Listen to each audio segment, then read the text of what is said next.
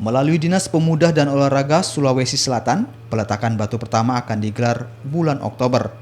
Saat ini telah memasuki tahap akhir proses administrasi rehabilitasi Stadion Mato Angin.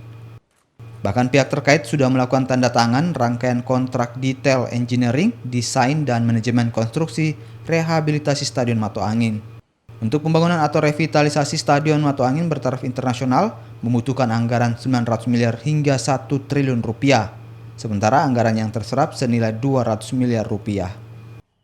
Kita lakukan penandatanganan surat perjanjian kontrak lamsam ya dalam rangka dua agenda tadi. Dalam rangka yang pertama yaitu penyusunan perencanaan konstruksi, penyusunan DED ya yang dilaksanakan oleh PT Arkonin Jakarta.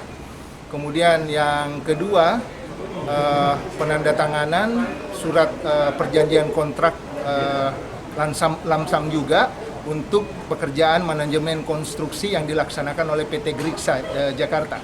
Nah, pada penandatanganan kedua dokumen ini kita tambahkan juga dalam rangka percepatan proses penyusunan DED dan pelaksanaan manajemen konstruksi, kita hari ini juga langsung melakukan penandatanganan surat perintah mulai kerja SPMK.